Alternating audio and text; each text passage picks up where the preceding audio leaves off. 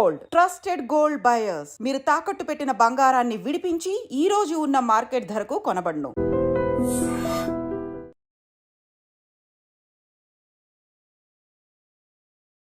నమస్కారం, welcome to I dream. నేను రమ. ప్రస్తుతం మనతో పాటు ఉన్నారు ఇస్కాన్ టెంపుల్ నుంచి ప్రణవానంద ప్రభుజీ. ప్రభుజీ ముంబైలోని గోవర్ధన్ ఎకో విలేజ్లో ఎన్నో సేవలు అందిస్తూ ఉన్నారు. అదేవిధంగా ప్రతిసారి మనకు కూడా ఎన్నో మంచి మంచి విషయాలు తెలియజేస్తారు, మన సందేహాలు నివృత్తి చేస్తారు. ఇప్పుడు ప్రభుజీతో మాట్లాడి మరిన్ని విషయాలు తెలుసుకుందాం. హరే కృష్ణ ప్రభుజీ. నమస్కారం. హరే కృష్ణ అండి. ప్రభుజీ, ఆధ్యాత్మికత అంటారు, భక్తి అంటారు. ఆధ్యాత్మిక భావనకు భక్తి భావనకు వ్యత్యాసం ఏంటి ప్రభుజీ? ఒకసారి మనకి స్పిరిచువల్ అని వింటూ ఉంటాం, ఆధ్యాత్మికత అంటాం. Spirit plus ritual.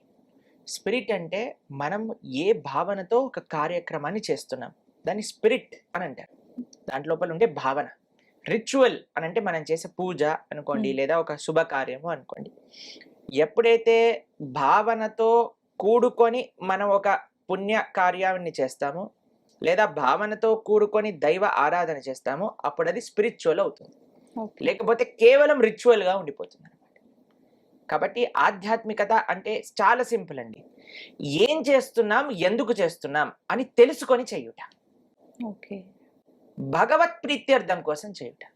ఇప్పుడు ఎప్పుడైతే మనము నాకు ఇది కావాలి అని కోరుకుంటామో అది ఆధ్యాత్మికం అవుతుంది. ఎప్పుడైతే కేవలం అయ్యా నీ యొక్క సంతృప్తి కోసమే మనం చేస్తున్నాము అనే భావన మన లోపల ఉంటుందో అది ఆధ్యాత్మికం అవుతుంది. అందుకే మేము ప్రతిరోజు సంకల్పం చేసేటప్పుడు భగవత్ కైంకర్య రూపేణ, అంటే భగవంతుడి యొక్క సేవగా నేను ఈ కార్యక్రమాన్ని చేస్తున్నాను అని మేము సంకల్పం చేస్తాం. ఇంకా ఏ భౌతికమైన కోరికమో, ఏదైనా అడగాల్సింది ఉంటే లోకం మొత్తం కూడా సంతోషంగా ఉండాలి, అందరూ కూడా ఆధ్యాత్మికంగా ఉండాలి, ధర్మం వర్ధిల్లాలి, పండితులందరూ భగవంతుని ఆశ్రయించిన వాళ్ళందరూ కూడా చక్కగా ఉండాలి, గోవులు బాగుండాలి. ఇది అందరి కోసం అని మనం చేసే ప్రార్థన. నీ కోసం నువ్వు, మన కోసం మనం చేసుకునే ప్రార్థన ఆధ్యాత్మికం కాదు.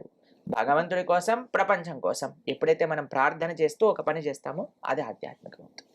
కాబట్టి ఆ భక్తి అంటే భగవంతుడి యొక్క ప్రేమతో చేయడం. భక్తి అనే వర్డ్ చాలా ఈజీ అండి, చాలా మందికి అర్థం కాదు. భక్తి భక్తి అంటే ఏంటి? భక్తి అంటే ప్రేమ. ఎవరి పట్ల ప్రేమ? భగవంతుడి పట్ల ప్రేమ. ఆ ప్రేమతో మనం చేసామనుకోండి అది భక్తి. ప్రేమ లేకుండా నేను పూజ చేసేసాను అంతే అయిపోయింది, అక్షంతలు తీసుకొని ఓ మహాలక్ష్మీదేవి నాకే కావాలి నువ్వు కటాక్షం, పక్కింట్లో వాళ్ళకి మాత్రం అస్సలు ఇవ్వకూడదు అని మన తలపైన మనం వేసుకున్నాం అనుకోండి, అది భక్తి కాదు, పూజ కాదు, అది ఏం కాదు, రాక్షసత్వం అవుతుంది అనమాట. కాబట్టి మనకి మన జీవితంలో ఏమవుతుందని దానికంటే పక్కన వాళ్ళ జీవితంలో ఏమవుతుంది అనేది ఎక్కువ ఇంట్రెస్ట్. ఇప్పుడు చూడండి, మన ఇంట్లో కరెంట్ పోయినా అనుకోండి, ఫస్ట్ పక్కింట్లో చూస్తాం కరెంట్ ఉందా.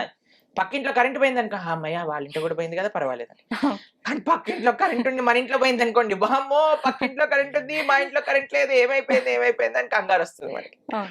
కాబట్టి ఈ భావన మనకి పక్కన పెట్టుకోవటమే ఆధ్యాత్మికత అంటే. మనమే ఉన్నా సరే అందరూ 10 మంది బాగుండాలి, మనతో పాటు అందరూ ప్రపంచం అంతా సుఖ సంతోషాలతో ఉండాలి, అది భగవంతుడు బాగుంటే ప్రపంచం అంతా బాగుంటుంది అనే ఒక భావన, ఒక భక్తి మన లోపల రావటమే నిజమైన ఆధ్యాత్మిక భావన. ప్రభుజీ, ఆధ్యాత్మిక భావన ఎలా ఉంటుంది, అది ఎలా కలుగుతుంది, అది అందరిలో ఒకే రకంగా ఉంటుందా? ఎంత మనం భగవంతుడికి శరణాగతి చేస్తే అంత ఆధ్యాత్మిక భావన అనేది మనకు కలుగుతుంది. ఇప్పుడు పిల్లవాడు స్కూల్లో మీరు చూడండి, ఎంత శ్రద్ధగా చదువుకుంటే అంత విద్య అబ్బుతుంది కదా. అలానే మనం ఎంత ప్రేమతో, ఎంత నిష్ఠతో భగవంతుని ఆశ్రయిస్తే అంత ఆధ్యాత్మిక భావన అనేది కలుగుతుంది. ఇప్పుడు చూడండి, మనము 50-50 పెట్టుకున్నాం అనుకోండి, 50-50 కలుగుతుంది. కంప్లీట్ శరణాగతి చేసామనుకోండి, ఇంకా కృష్ణుడే సర్వస్వం అని కానీ మనం అనుకున్నాం అనుకోండి, ఇంకా మనకి ఆధ్యాత్మిక సముద్రంలో మునిగిపోతాం. ఇప్పుడు కృష్ణాష్టమి వస్తుంది, ఒక విషయం చెప్తాను. ఇది శాస్త్ర సమ్మతం కాదు, కానీ మీకు ఎగ్జాంపుల్ చెప్పడానికి జానపద వృత్తాంతం అనుకోండి. ఇప్పుడు వసుదేవుడిని కృష్ణుడు పట్టుకొని వసుదేవుడు యమునా నది దాటుతూ ఉన్నారు. మీకు ఆ వృత్తాంతం తెలుసు కదండి. చిన్న పిల్లవాడు మథుర నుంచి గోకులానికి వెళ్ళేటప్పుడు, అప్పుడు వసుదేవుడు ఒక చేత్తో గంప పట్టుకున్నాడట, కృష్ణుడు ఒక చేత్తో ధోతి పట్టుకున్నాడట. ఎందుకంటే ధోతి వెళ్ళిపోతుందేమో, నీళ్లు చాలా ఉన్నాయి కదా. అప్పటి వరకు నీళ్లు పెరుగుతూనే ఉన్నాయి, ఇక్కడ వరకు వచ్చేసాయట. ఒక క్షణంలో అనిపించింది, ఈ ధోతి నేను కాపాడుకోలేని వదిలేస్తాను అని వదిలేసి కృష్ణుని పట్టుకున్నాడట. వెంటనే యమునా అనేది దారిచ్చింది అని అంటారు. ఎంత మనం భగవంతుడికి శరణాగతి చేస్తే అంత రెసిప్రొకేషన్ భగవంతుడి వైపు మనం ఎక్స్పీరియన్స్ చేయగలుగుతాం అనమాట. ఎంత మనము మన మైసెల్ఫ్ చిన్ని నా పొట్టకు శ్రీరామ రక్ష అని నా పొట్ట నా వాళ్ళు నా వ్యక్తులు అని మనం ఆలోచించామనుకోండి, అంత సంకుచితం అయిపోతుంది అనమాట. ఓకే. కాబట్టి ఆధ్యాత్మిక భావన ఎక్స్పీరియన్స్ చేయాలి అని అంటే మన యొక్క బ్రాడ్ మైండెడ్, మనం ఎంత విశాలంగా ఆలోచిస్తే అంత కృప భగవంతుడు కలుగుతుంది. కాబట్టి ఇది సీక్రెట్ ఆఫ్ డివోషనల్ సర్వీస్. మన గురించి ఎంత మనం మర్చిపోయి సమాజం గురించి, దేశం గురించి, ప్రపంచం గురించి, దైవం గురించి, ధర్మం గురించి ఆలోచిస్తామో, ఎంత ప్రేమగా భగవంతుని సేవిస్తామో అంత ఎక్స్పీరియన్స్ మనం భగవంతుడి యొక్క భక్తి గురించి కలుగుతుంది. ఎంత మనం సంకుచిత ఆలోచనగా నేను బాగుంటే సరిపోతుంది, నా కుటుంబం వాళ్ళు బాగుంటే సరిపోతుంది అని మనం ఆలోచించామనుకోండి, అంత మనం ప్రమాదంలో ఉన్నట్టే. కాబట్టి ఈ భావన ఆధ్యాత్మికత అనంటే విశ్వని ప్రేమించి భగవంతుడి యొక్క ప్రేమ, ఇది చాలా ముఖ్యమైన భావన.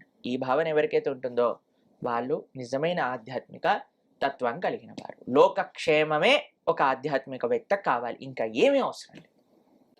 ప్రభుజీ భగవంతుడే పలికించారని అంటుంటారు కదా, నిజంగా భగవంతుడే మనుషుల ద్వారా పలికిస్తారా? ఏ రకమైన పలుకులు?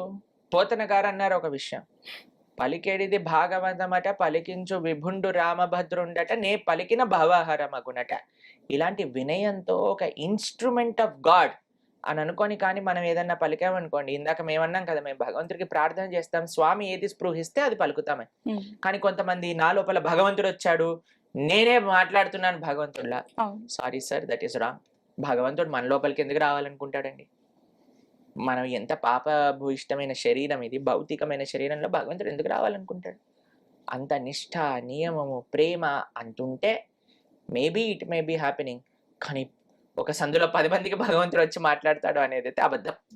కానీ అది అందరూ భగవంతుడు వచ్చారనే నమ్మిస్తున్నారు. అది ఇంకా భగవంతుడికే తెలియాలి, వాళ్ళకే తెలియాలి. హరే కృష్ణ. హరే కృష్ణ ప్రభుజీ. హరే కృష్ణ మాతాజీ. సంతోషం.